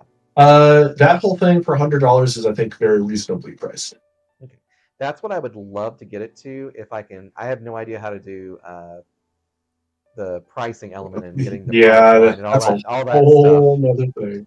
Yeah, Yeah, so I'm I not would there like to yet offer either. it. Yeah, I want to be able to offer it for that because I think that's the right price. And I want to offer for the digital content, having all 5 books for digital content for like the GM, $60. And if you just want the player content, 3 books, it's going to be $20. So basically $10 a book for the most part, giving Yeah, people I mean that for that's not bad. Something that I've found is that the price point of or what I'm willing to pay for a book is contingent on how much awesome art there is in it, yes. like the more premium feeling of the book, which complicates the calculus of how much you should charge because you have to calculate how much it's going to cost to fill the book with art, which Yeah, is exactly. expensive and time consuming. Yeah, and so I'm getting a $20,000 house loan. I actually am so happy.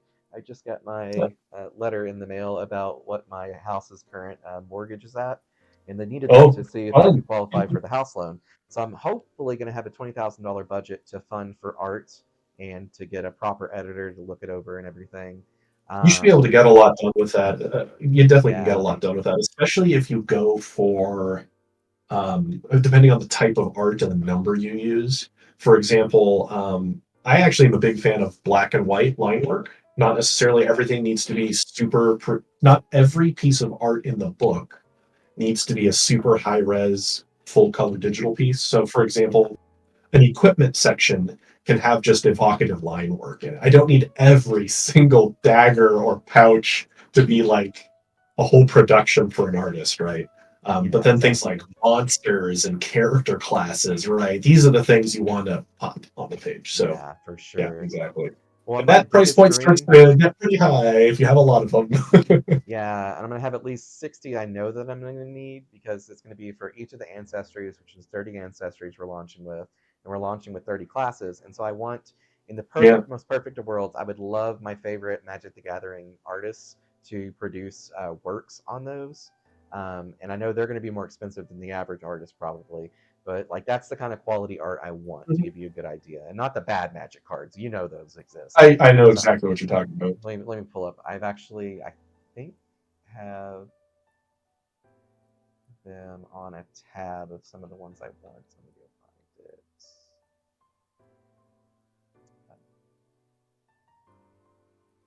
Out of curiosity, do you do Foundry for your digital Yes, games? Okay, absolutely. just kind of curious. I've been using Owlbear Rodeo lately out of laziness because I've been running some very lightweight things, but I feel like I need to switch over to Foundry and actually punch in my custom system into it, if I'm going to be doing online playtests. My game is fairly numerically simple and like from a mathematics standpoint and a number of modifiers standpoint, so I'm feeling it'd be pretty easy. Yes, totally understand that. That Anyway, makes a lot yeah. of sense. So it's very blurry and not remotely as good as it looks like in a normal Oh, I game. recognize this art style though. Yes, I loved Strixhaven. It was absolutely one of my favorite additions as far as art goes. And so Strixhaven has a lot of inspiration that I would like to see in my Mm, art. And so I'm going to go through my and find the favorite names of all the artists. my favorite Magic setting by far, no comparison, is Ravnica. Yeah, Not even Ravnica's, necessarily. It pushed the whole game forward, and it was so it cool. I really read the did. terrible books that they wrote. They're so bad, but they were so fun. That's so great. Well, we probably should wrap it up here because you Yeah, are so much like me that I know we will keep talking until the AM. yeah, it'll be a lot of this. I do want to open it up for questions, though, if you're okay with that, to our guests that have been here, Oh, as well sure. as anybody in chat.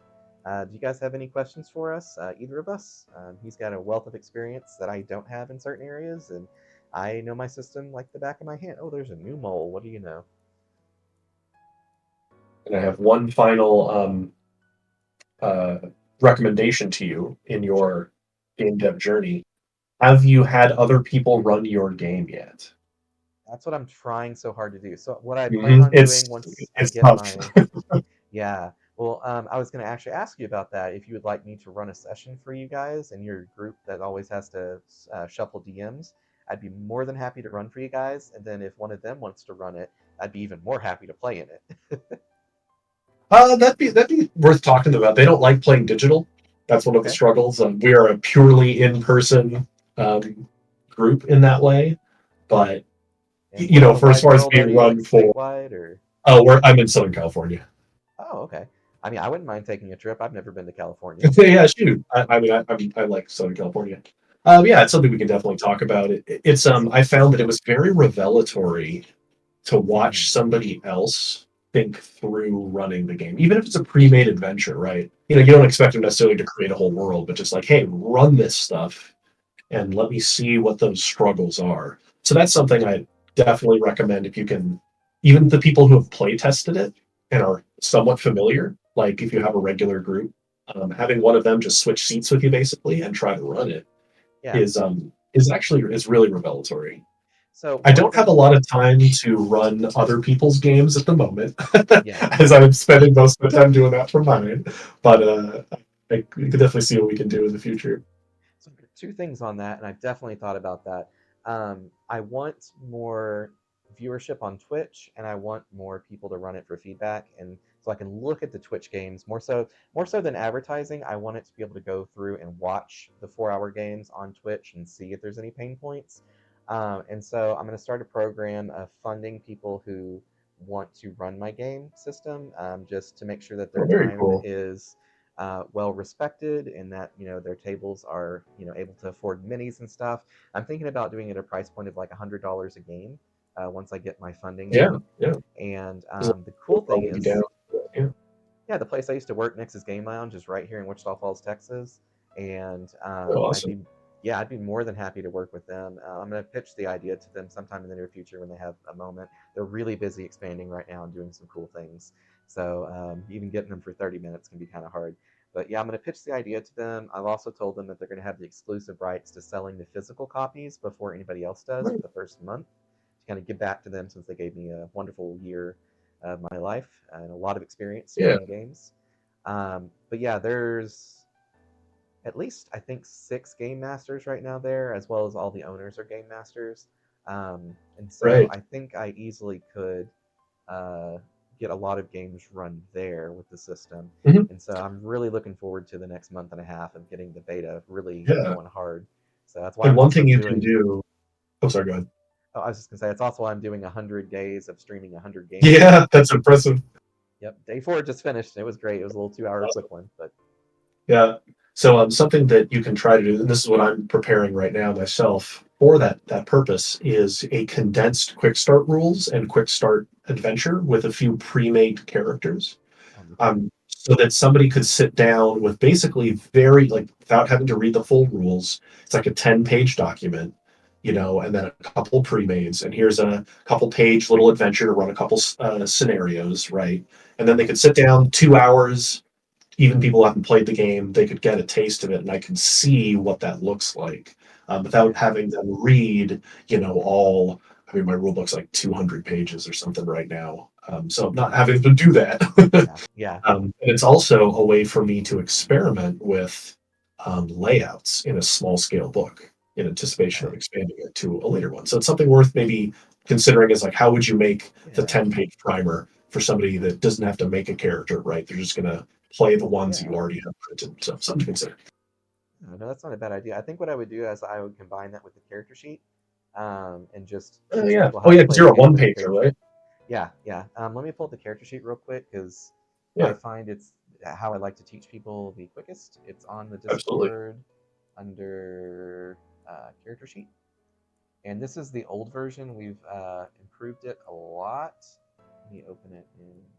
Yeah, that's one of the new skills I've had to learn recently is InDesign and how to do layouts. And I'm paying someone $100 to make this a lot better, and they are awesome. And I just talked to them today hey, about we a all few things. start there on the handwritten. We all start there. Yeah. This is an example of someone who put their character sheet together. And so your defensive rolls, your prevention rolls are in the top left. The potency of your tactical stuff is in the top right. So that would be like your spell save DC in 5th edition, which see, just that spell save DC, that is such gamer jargon. It's just, Yeah, I get you. yeah, it's so hard to teach new people that, I find. Your attack rolls are in the bottom left, and then all your movement stuff is in the bottom right. And so we're changing it around a little bit to where it's going to be at the very bottom, it's going to be weapons, shield, tools, armor in that order, Mhm. putting the armor, shield, and tools in like a 3 box at the bottom where the armor and shield currently are. We're going to move the movement stuff down one square essentially, so it's all flush. And then we're going to have your ancestry, your background, your class, or sorry, your character's name, ancestry, background, class, all in the middle where Sure. the class rogue currently is at. And so I think it's just an elegant system that really helps people because you can see the literal dice areas of where you're going to have to roll. You can see all of your stats there. All 10 Mhm. skills for each of the abilities will be on those fans in the middle. And so, and if you're proficient, you just simply have it +6 or +4 on the outer margin of that little fan.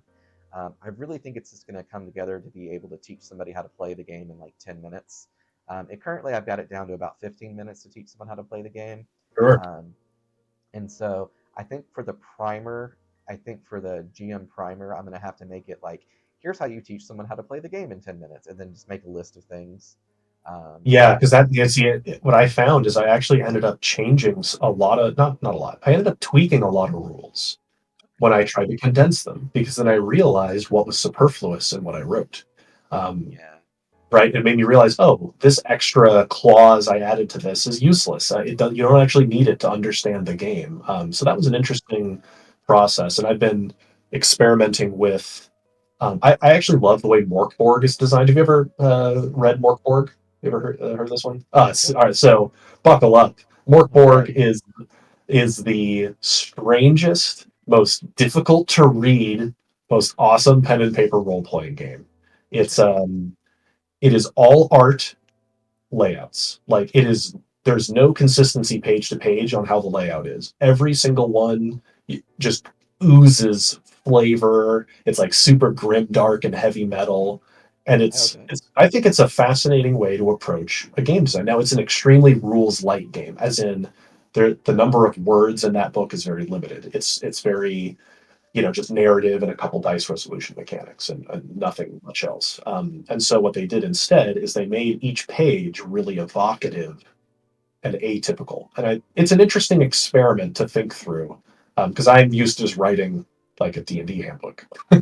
Yeah, yeah, It's, for it's sure. words, but it makes me wonder, like, are there other ways I could be presenting a rule in addition to the written portion that somebody could glance at a page of an interesting design and really grok everything they need just from the glance. And then they can always look up the nitty gritty details later, but they'll get Yeah. the overall structure with one pretty page, like a graphic, rather than a dense page of rules. So that's been interesting when I'm trying to Yeah. condense things down. I'll try to condense as much as I possibly can, especially with keywording. Keywording, like we talked about earlier, is chef's kiss for condensing. Yeah. Um, the one problem I ran into is like my initial writing style was very loosey goosey, fluid, and very conversational. And I got so much negative feedback from the grognards online that were like, Mm, you shouldn't say your game is easy and efficient and innovative. You should show it, and stuff like that. They're like, that's for marketing. You don't need sure. to put that in here. And I'm like, Right. I guess they're right a little bit, maybe. And so I mean, I got a lot of that. I enjoyed the conversational tone of the writing personally. Thank you.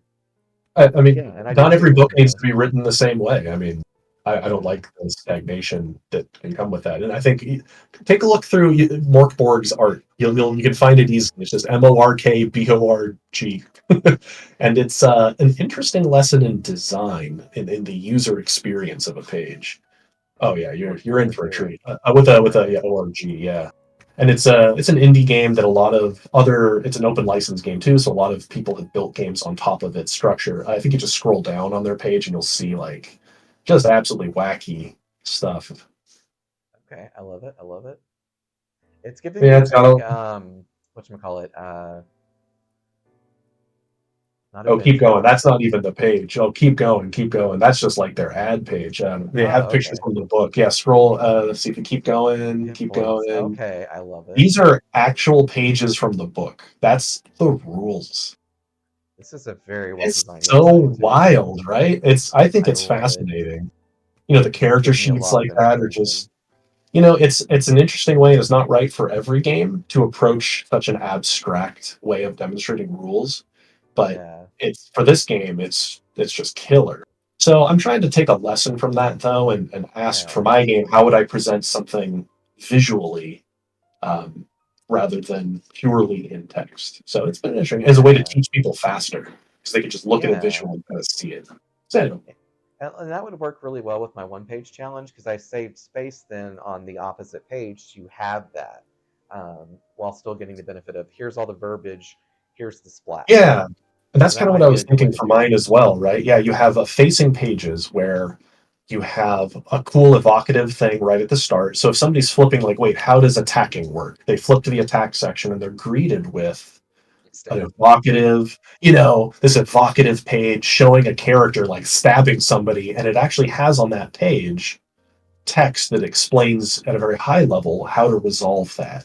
And then on the facing page is all the details, the rules, the clauses, and so forth. I think that could be an interesting way to approach a rule book. Just takes me forever to make rule book pages because I'm new to this, but I post I'm occasionally in very the layout angry and at you right structure now. channel in here. Yeah, Very angry at you right now because I was dead set. I am shipping this thing with 60 pages. It's going to be rules light. It's going to be no art. And now you're making me want to make it 120 pages with art on every I page. know, right? Well, and that's where making a quick start rules helped me understand what I'd want from the book. Because as I started to put something together as I would print it, I started to think, okay, how would I actually want to read this as a physical copy sitting at a table? And so it's been an interesting process. my rules are just so stable at this point that I'm mostly in other other phases of development. Yeah, I kind of feel like I've gotten to that stage as well. Like I'm still adjusting things here and there, but Yeah, it's like 98% set in stone by this point. And the feedback yeah. is driving that too, because playing it has been such a joy to run it and play it, that I don't want to ruin that. If other people have problems with it, I want to consider those problems, but I don't want those considerations to justify changing something that's already working well for people that I play with and love it. And they're Oh, critics too. absolutely. Like one of my friends, Brett, was the one earlier that I complained about always summoning way too many wolves. Brett, Mhm. with conjure animals. Brett, um, he is the biggest rules Nazi and just like, I don't think I'm gonna like your system. He's the biggest critic, and so if I can win him over, I can win anybody over. And Sure. Yeah. so I'm trying to surround Yeah. myself with people that aren't like yes men or cow towers, etc. And so Sure. even though they're sourced by people who I know or I meet in person, some of them are a pretty representative sample of the gaming community. And hopefully, if Yeah. I can get on with Nexus, that'll bring an even broader audience of people. It's still limited because it's people that would play in person, and not everybody does that.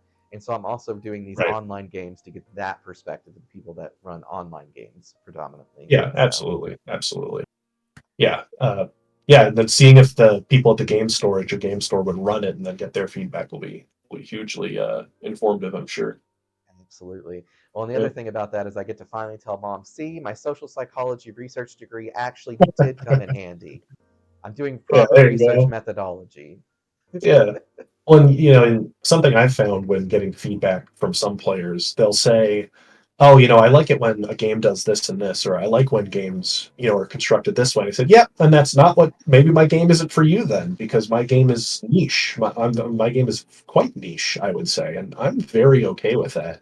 I'm Yeah, not going to change. I've had players say like, "Oh, I want more role play." I want to Um, revive.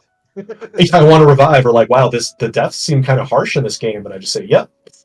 I mean, yeah, that's like the point. It's Yeah, for shorter stories. It's like the campaign. The intention is that the story is shorter overall for a character, yeah, and it's okay, and because it's meant to have tension, and the way that combat works is very brutal and very fast. Because surprise, surprise, getting in a big old shootout, you know, uh, people tend to just drop, and yeah. People I die didn't when they're want, killed. yeah, well, crazy. And a level one, well, I don't have levels, its progression's a little different, but a character at creation is just as durable as one who's been playing for 10 sessions. There's no Nice. durability. You don't get the ability to absorb more bullets in the Yeah, chest. yeah, Your tools to defend yourself grow more broad, and you have more versatility, and you're better equipped, but you're still just some guy. still And just that's some like, guy. and that rubs people the wrong way sometimes, who want more to be the hero. And in my game, escape is very much a valid course of Oh action yeah, regularly. That's like the intended interaction with some of these creatures. So it's, that's not for everybody. It's very specific yeah. what I'm going for.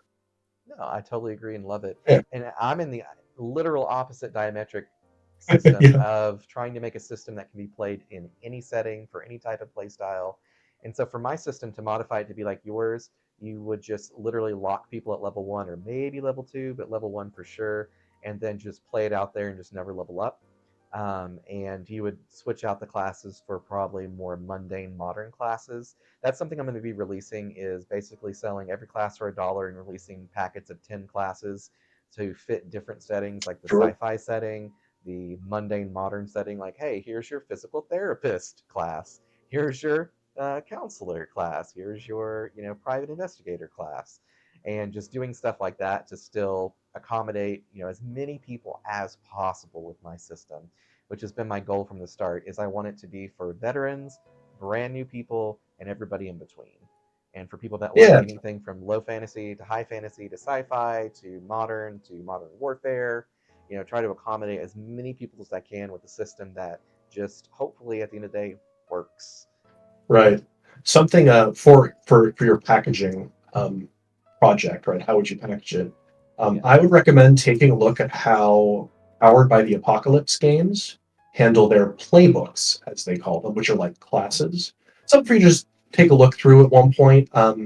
The idea is that you have a little booklet, like a character sheet, that has everything you need to play and level up that class. This is a very different sort of game than you're making, but the way that they can release new content is basically they release new classes sometimes, and it's like a booklet that you Yeah, buy, right? Either download or buy the physical copy of, that you can also run the character with. Like it's like a bespoke character sheet for that type of character. You can just print more of them. So something, to look in for your packaging of additional classes yeah. over time, right? What form would that take? I think Powered by the Apocalypse is a very popular way of doing so.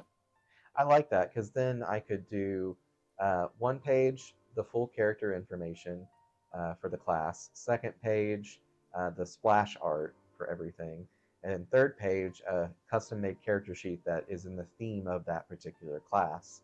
And then have that for the physical copy where it's perforated, where you Yeah. could rip it out and make copies of it Yeah, or something versions cool of it. like that, so then like, wow, this is a premium product that I'm buying, right? It's not just a collection of words that gives me a new class. Like there's a cool kit I get. And I think if that's a distribution method you want, right, selling Yeah. classes individually or in groups, that kind of thing is not a bad approach Yeah. for copies. Yeah.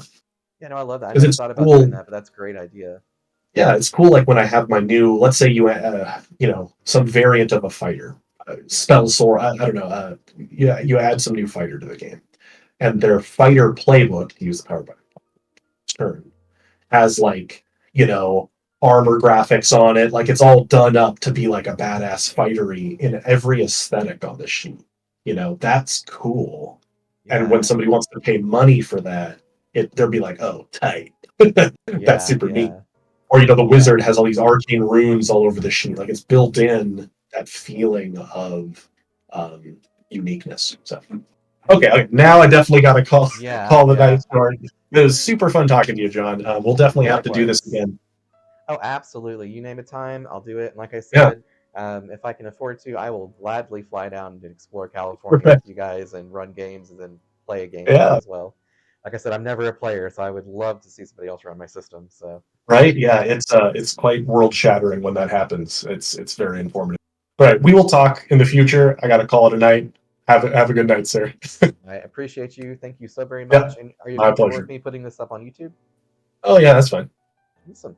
Well, thank you so very much, and you have a wonderful rest of your day. We have 1 minute until midnight my time, so that's perfect Oh timing. wow, perfect. All right, catch you Awesome. later, sir.